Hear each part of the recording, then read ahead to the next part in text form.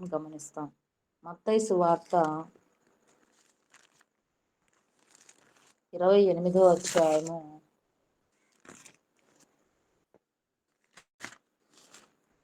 1వ వచనాన్ని గమనించినట్లయితే, మత్తయి సువార్త 28వ అధ్యాయము 1వ వచనం.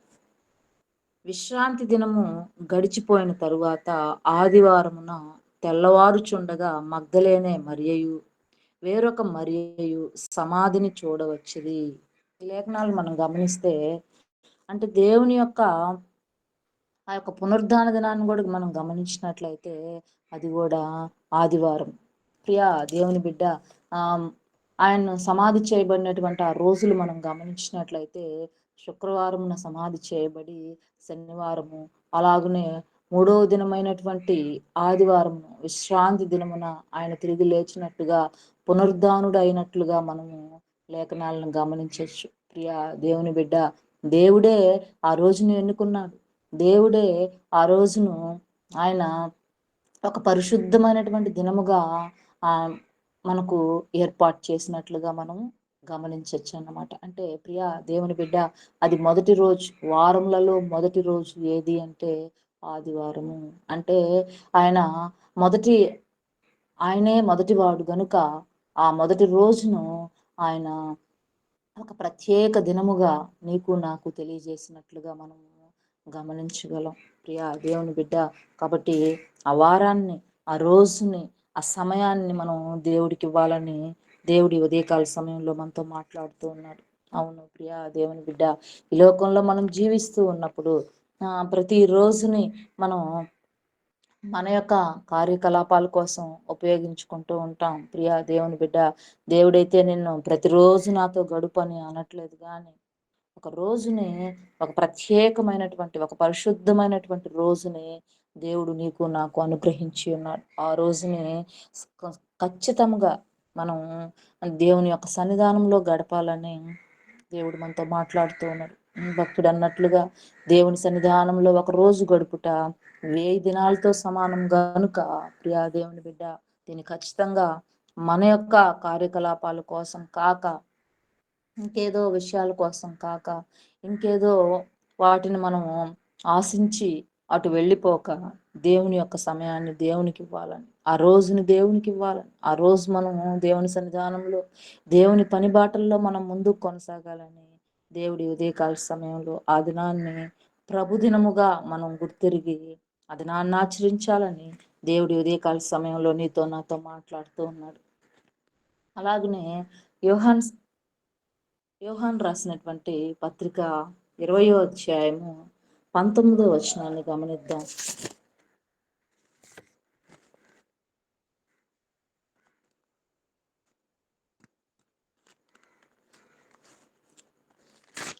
యోహాన్ రాసినటువంటి యోహాన్ సువార్త 20వ అధ్యాయము 19వ వచనాన్ని గమనించినట్లయితే, ఆదివారము సాయంకాలమున శిష్యులు యూదులకు భయపడి తాము కూడి ఉన్న ఇంటి తలుపులు మూసుకుని ఉండగా యేసు వచ్చి మధ్యను నిలిచి, మీకు సమాధానము కలుగునుగాక అని వారితో చెప్పెను. ఇక్కడ కూడా మనం గమనించినట్లయితే, ప్రభువు లేచిన తర్వాత శిష్యులను కలుసుకునేటప్పుడు కూడా మనం గమనిస్తే, ఆదివారం సాయంకాలమున శిష్యులు యూదులకు భయపడి తాము కూడి ఉన్న ఇంటి తలుపులు మూసుకొని ఉండగా యేసు వచ్చి వారి మధ్య నిలిచి, మీకు సమాధానం కలుగును గాక. ఆయన యొక్క దర్శనము కూడా ఆ రోజే కలుగుతూ ఉన్నది. ప్రియా దేవుని బిడ్డ, ఆదివారము ప్రభు దినము కాబట్టి నీ ప్రార్థన, నీ యొక్క విన్నపాలు, నీ యొక్క విజ్ఞాపనలు ఆ రోజు కృతజ్ఞతాస్తుతులు చెల్లించు ఆయన పాదాలను పట్టుకొని ఆయన మనం వేడుకున్నప్పుడు ఆయన మనల్ని దర్శిస్తాడని కూడా దేవుడు మనతో మాట్లాడుతూ ఉన్నాడు. అంటే మిగతా రోజుల్లో దర్శించడానికి కాదు, కానీ ప్రియా దేవుని బిడ్డ, ఆ దినం అంత పరిశుద్ధమైనటువంటి దినం. మిగిలిన రోజులంతా కూడా మనం దేవునికి దూరంగా ఉండమని కాదు, కానీ ప్రియా దేవుని బిడ్డ, ప్రతిరోజు ప్రతి నిత్యం మనకు సమయం దొరికినప్పుడల్లా దేవునిలో ఉండాలని దేవుడు కోరుకుంటూ ఉన్నాడు. కానీ అప్పుడంతా కూడా మనం ఏం చేస్తామంటే మన పని పాటల్లో బిజీగా ఉంటాం. మన యొక్క కార్యకలాపాలన్నిటిలో కూడా మనం ముందుకు కొనసాగుతూ ఉంటాం. కానీ ఈ యొక్క పరిశుద్ధమైనటువంటి రోజు, ఈ యొక్క హ్మ్. పరిశుద్ధమైనటువంటి దినాన్ని మనం అంత నిష్టగా ఆచరించినట్లయితే దేవుని యొక్క దర్శనాన్ని పొందుకుంటామని, మన మొరను ఆలకించి, మన యొక్క విజ్ఞాపనలను ఆలకించి, దేవుడు చక్కటి సమాధానాన్ని నీకు నాకు దయచేస్తాడని, ఆ రోజును మనం పరిశుద్ధంగా ఆచరించాలని దేవుడు ఉదయకాల సమయంలో మనతో మాట్లాడుతూ ఉన్నాడు. మనం ఇక్కడ గమనించొచ్చు. పరిశుద్ధుల కొరకైన కానుక విషయమైతే నేను గలతీయ సంఘములకు నియమించిన ప్రకారము మీరును చేయుడి. ప్రియా దేవుని బిడ్డ, ఆ రోజు ఒక పరిశుద్ధమైనటువంటి రోజు. ఆ రోజుల్లో మనం కొన్ని విషయాలని పాటిస్తూ వస్తాం. అందులో ఒకటి మొదటిది రొట్టె విరుచుట అయితే, రెండవది కానుకలను సేకరించుట. ప్రియా దేవుని బిడ్డ, నువ్వు నేను కష్టార్జితంతో బ్రతుకుతూ దేవుని యొక్క చిత్తానుసారంగా ముందుకు కొనసాగుతూ ఉన్నప్పుడు, మన యొక్క కష్టార్జితంలో నుంచి, అంటే దేవుడిచ్చినటువంటి ఆ యొక్క లాభంలో నుంచి మనం కొంత ధనాన్ని పోగు చేసుకుని దేవుని యొక్క సన్నిధానంలోనికి రావాలని దేవుడు ఆ యొక్క రోజులో మనకు తీర్మానం చేసినట్లుగా జరుగుతూ ఉన్నది. ఎందుకంటే దేవుని యొక్క ఆధీనం లేనిదే మన యొక్క కష్టార్జితం మనం తినలేము. మన యొక్క కష్టార్జితాన్ని మనం అనుభవించలేం. అది చిల్లి కుండలో వేసినట్లుగా అది మాయమైపోతుంది. ప్రియా దేవుని బిడ్డ, దేవుని యొక్క కనుదృష్టి నీ మీద నా మీద కానీ లేకపోతే అలాగూ జరుగుతుంది. కాబట్టి ఈ 6 రోజులు మనం కష్టార్జితంతో మనం ఎంతో సంతోషంగా బ్రతకవలెను అంటే ఆయన యొక్క కనుదృష్టి మన మీద ఉండాలి. అపవాది యొక్క కనుదృష్టి మన మీద ఉండనివ్వకుండా దేవుడు తీసివేయాలి. కాబట్టి నువ్వు నేను సమయంలో, మనకున్నటువంటి సమయంలో దేవునితో గడుపుతూ ఆ 6 రోజులు ముందుకు కొనసాగి 7వ దినమందు ప్రభు యొక్క దినముగా మనం ఆచరిస్తూ ముందుకు కొనసాగినట్లయితే దేవుని యొక్క సన్నిధానంలో మనం వర్ధిల్లుతామని ఇక్కడ దేవుడు మనకు మాట్లాడుతూ ఉన్నాడు. అలాగనే ప్రకటన గ్రంథము 1వ అధ్యాయము 10వ వచనాన్ని గమనించినట్లయితే, ప్రకటన 1వ అధ్యాయము 10వ వచనాన్ని మనం చూసినట్లయితే, ఇక్కడ యోహాను ఈ యొక్క పత్రికను రాస్తూ, ప్రభు దినమందు ఆత్మవశుడునై ఉండగా ఘోరధ్వని వంటి గొప్ప స్వరము నీవు చూచుచున్నది పుస్తకములో వ్రాసి, ఇక్కడ అవన్నీ కూడా చూపిస్తూ ఉన్నాడు. ఇక్కడ మనం గమనించినట్లయితే యోహాను భక్తుడు ఆ యొక్క పత్రికను రాస్తూ ఆయన ఆత్మవశుడైనటువంటి రోజు కూడా అదే. అంటే ప్రభు దినం, అంటే ఆదివారం. ప్రియ దేవుని బిడ్డ, ఆయన ఆత్మవశుడయ్యాడు.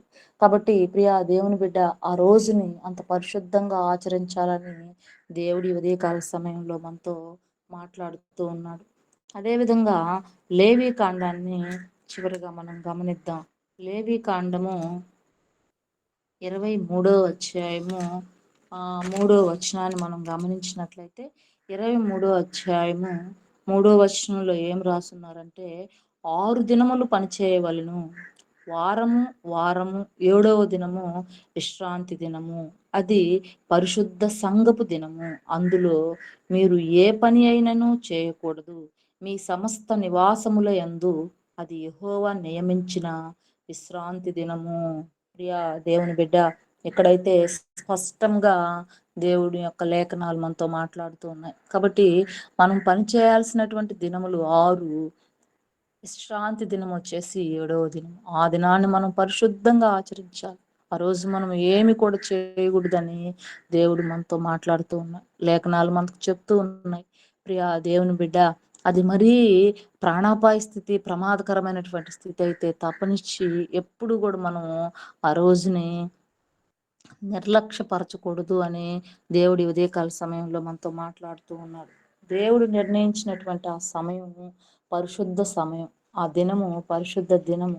కాబట్టి దేవుని సన్నిధానంలో కుటుంబ సమేతంగా నువ్వు నేను దేవుని యొక్క సన్నిధానంలో ఉండి ఆయన ఆరాధించి స్తుతించి ఘనపరిచి మహింపరిచేటువంటి వారిగా మనం ఉండాలని దేవుడి ఉదయకాల సమయంలో మనతో మాట్లాడుతూ ఉన్నాడు. ప్రియా దేవుని బిడ్డ, ఇదిగో మనమైతే అనేక రోజులు మనం ఆ యొక్క రోజును వ్యర్థపరిచినటువంటి వారిగా ఉంటూ ఉన్నాం.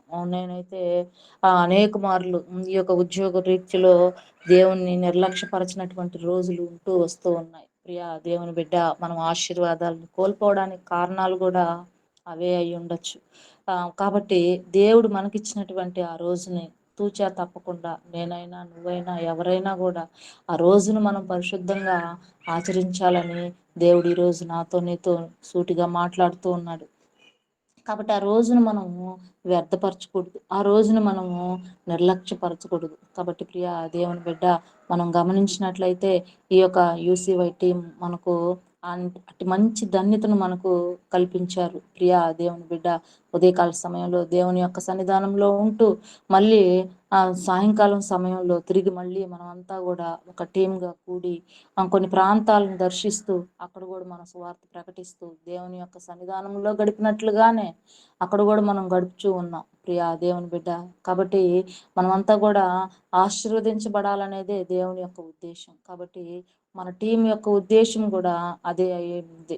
కాబట్టి ఖచ్చితంగా మనం ఏదో వీల్లేని పరిస్థితుల్లో తప్పనిచ్చి కంపల్సరీగా మనం ఆదివారాన్ని ఒక పరిశుద్ధ దినముగా ఆచరించి దేవుడిచ్చేటువంటి ఆశీర్వాదాలను పొందుకోవాలని, ఆయన మాటకు లోబడాలని, ఆయన ఇచ్చినటువంటి ఆజ్ఞలు ఎన్నో ఉన్నప్పటికీ ఆజ్ఞలన్నిటిని మనం పాటించలేకపోయినప్పటికీ వాటిని పాటించుటకు ప్రయత్నిస్తూ ముందుకు కొనసాగుతూ ఈ దైనందినటువంటి జీవితంలో దేవుడిచ్చేటువంటి ఆశీర్వాదాలను మనం పొందుకోవాలని ఈ ఉదయకాల సమయంలో దేవుడు మనతో మాట్లాడుతూ ఉన్నాడు. ఆయన చెప్పిన ప్రతీదీ జరిగింది. అవునుగాక అంటే నోటి మాటతో సృష్టి యావత్తు సృష్టించబడి ఉన్నది. ప్రియా దేవుని బిడ్డ, అంత గొప్ప దేవుణ్ణి నువ్వు నేను కలిగి ఉన్నాం గనుక ఆయన వ్యర్థపరచకూడదు. ఆయన నామాన్ని వ్యర్థపరచకూడదు. ఆయన నామాన్ని అవమానకర విధముగా చేయకూడదు అన్నమాట. ప్రియా దేవుని బిడ్డ, ఆయన ఇచ్చినటువంటి ఆ యొక్క లేఖనాలను పట్టుకొని నీ జీవితంలో, నా జీవితంలో ముందుకు కొనసాగాలని దేవుడి ఉదయకాల సమయంలో మనతో మాట్లాడుతూ ఉన్నాడు. ఆయన ఇచ్చినటువంటి లేఖన భాగాలు నా జీవితంలో అలాగున పాటించే విధంగా మనల్ని ఆయత్తపరుస్తూ ముందుకు కొనసాగింపు చేయాలని ఈ ఉదయకాల సమయంలో దేవుణ్ణి ప్రాధేయపడుతూ వేడుకుంటూ నాకు ఇచ్చినటువంటి సమయాన్ని బట్టి దేవునికి కృతజ్ఞతాస్తుతులు చెల్లించుకుంటూ ముగించుకుంటూ ఉన్నాను. ఆమేన్.